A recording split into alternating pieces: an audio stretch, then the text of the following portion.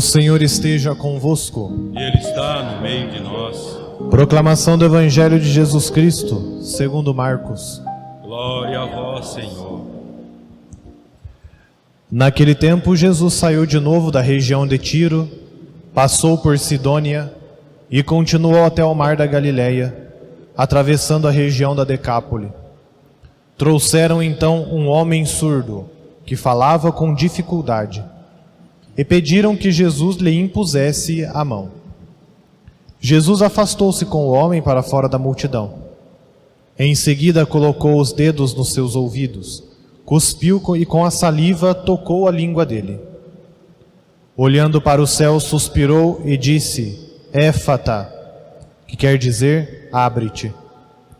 Imediatamente seus ouvidos se abriram, sua língua se soltou e ele começou a falar sem dificuldade. Jesus recomendou com insistência que não contassem a ninguém.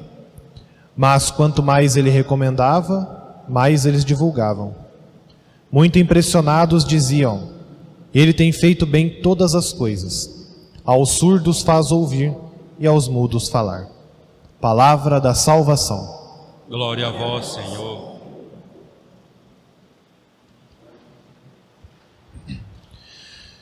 Os queridos irmãos e irmãs, hoje a liturgia para nós é toda uma liturgia de esperança, como sempre é.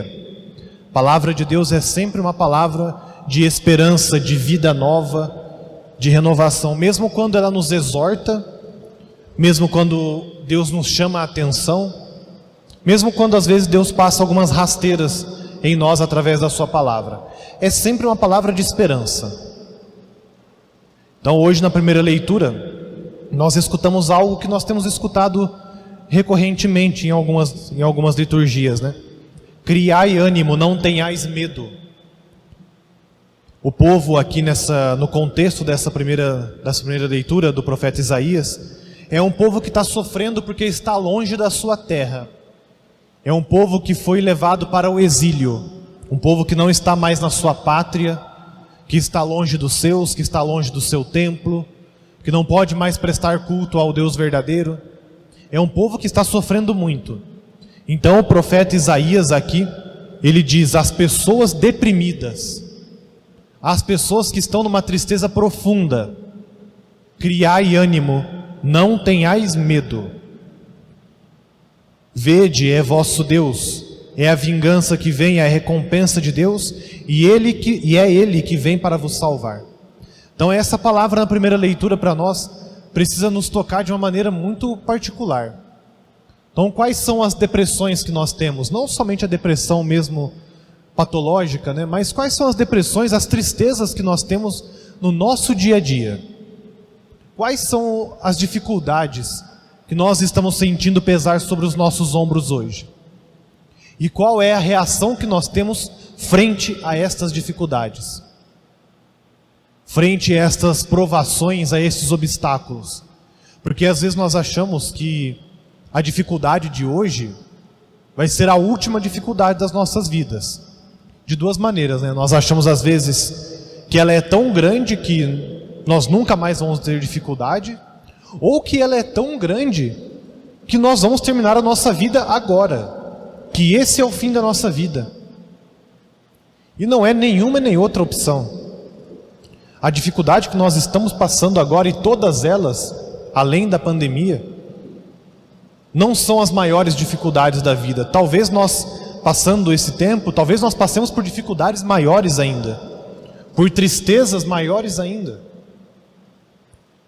Só que nós não podemos ficar deprimidos, não podemos ficar tristes. Claro, a tristeza é natural, sim. Mas nós precisamos escutar esse chamado: criai ânimo, não tenhais medo. É Deus a nossa salvação. Só Ele é a nossa salvação. E por isso, então, o profeta Isaías vai dizer, né, que os olhos dos cegos se abrirão, os ouvidos dos surdos se descerrarão, o coxo saltará como um cervo, a língua dos mudos se desatará, as águas brotarão do deserto, a terra árida se transformará em lago. E tantos prodígios, milagres e sinais Deus faz na nossa vida. Não podemos perder a esperança. Não podemos ficar tristes, nos lamuriando nos cantos de nossa vida, reclamando das coisas o dia inteiro. Precisamos ter esperança, precisamos olhar para o horizonte. Esse povo aqui passou por essas dificuldades, mas muitos desses não viram a libertação do exílio. Muitos desses morreram no exílio, mas não perderam a esperança. Continuaram amando a Deus. E todo esse povo dessa primeira leitura não viu a realização plena da promessa de Deus. Eles não conheceram Jesus, mas viveram em função dessa esperança. É Deus a nossa recompensa. É Ele que nos traz a verdadeira recompensa, que é o céu, que é Jesus Cristo. Então talvez nós também morramos sem ver Jesus Cristo face a face, mas nós vamos ver no céu. Os nossos entes queridos encontram o nosso Senhor no céu. Então não precisamos ter medo de nada. É Jesus a nossa esperança. E é Ele então essa esperança que cumpre as promessas de Deus no Evangelho.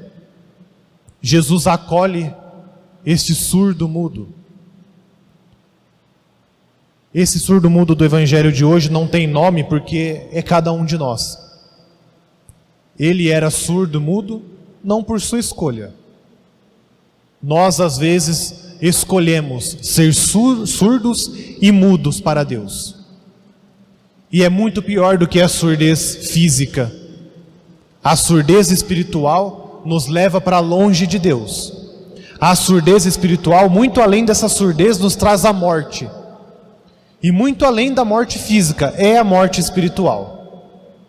Então hoje nós somos chamados a refletir, né? Nós estamos escutando de verdade a palavra de Deus? Muito mais do que somente ouvir essa palavra. Estamos abrindo os nossos ouvidos, o ouvido da alma, à palavra de Deus? Estamos deixando que essa palavra penetre a nossa vida, entre no nosso coração e nos transforme? Então hoje nós precisamos nos questionar, né? Jesus, como eu disse, Ele é a nossa única esperança de salvação. Só que Jesus não pode fazer nada se nós não abrirmos a nossa vida a Ele. Jesus não pode mudar a nossa vida se nós não abrirmos os nossos ouvidos, se nós não dermos ouvidos de verdade à sua palavra. Porque Ele fala a todo momento. De maneira muito especial Ele fala na liturgia. A palavra de Deus proclamada na liturgia tem valor sacramental, tem valor de salvação. É sinal de salvação nas nossas vidas. Por isso que é muito importante nós participarmos da Santa Liturgia. É bom nós lermos a palavra de Deus em casa? Com certeza. Nós estamos no mês da Bíblia, né? Então é importante nós darmos valor à Bíblia, à palavra de Deus nas nossas casas. Ler em família, ler em comunidade, meditar sobre a palavra de Deus. É importante meditar a palavra de Deus na catequese.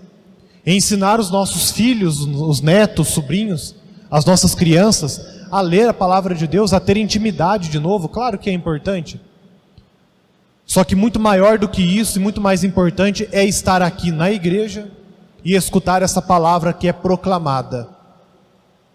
Proclamada pelos nossos leitores, proclamada pelo sacerdote que é o próprio Cristo. É agora o Cristo que está falando. Então é uma palavra que muda a nossa vida, porque tudo o que Jesus Cristo faz, muda, nos transforma. Esse é o desejo dele hoje. Então precisamos nos abrir o nosso ouvido, para que nós possamos então deixar de ser mudos também. Às vezes nós escolhemos ser surdos a Deus.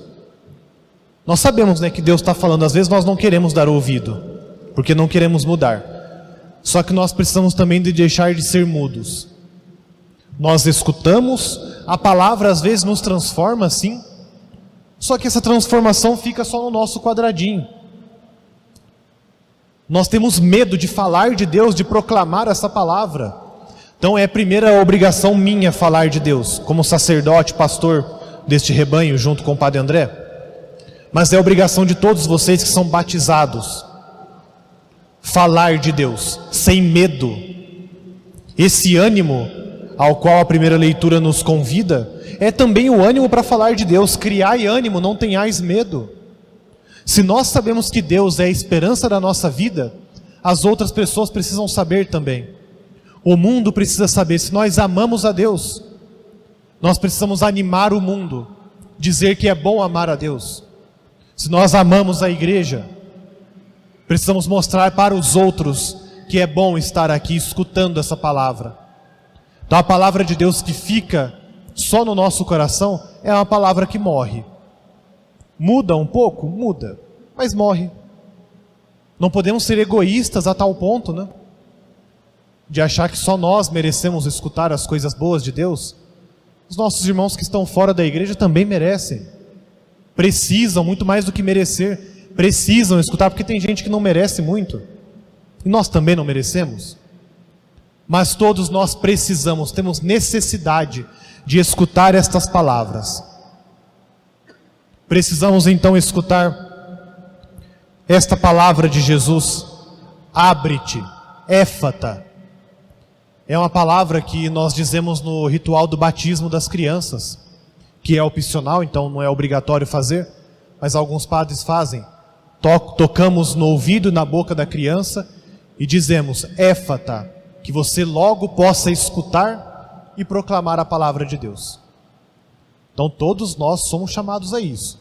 Então escute essa palavra: abre-te, abra a tua vida, abra o teu coração, abra a vida da tua família para a palavra de Deus, para a exortação de Deus, para a palavra de ânimo e de esperança.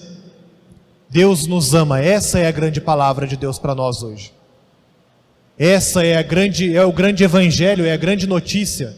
Deus ama os seus filhos, Deus ama cada um de nós. Ele se deu na cruz para nos salvar. São essas as palavras que nós precisamos escutar, e é essa palavra que nós precisamos proclamar. Por fim, São Tiago, na segunda leitura, nos chama a atenção a uma coisa muito séria: a não fazer distinção de pessoas. Aqui ele é muito realista, né? Quando uma pessoa, imaginem, né, na nossa reunião, como ele vai dizer, entra uma pessoa de anel dourado, bem vestida, e uma pessoa pobre. Se nós damos preferência àquela pessoa bem vestida, aquela pessoa de nome na cidade, de sobrenome, aquela pessoa que tem um renome, tem um status na sociedade, e desprezamos o pobre, não estamos sendo coerentes com a palavra de Deus. Cuidado com isso. Amemos a todos, de igual maneira, os pobres e os ricos, os que têm nome e os que não têm nome. Somos todos filhos de Deus.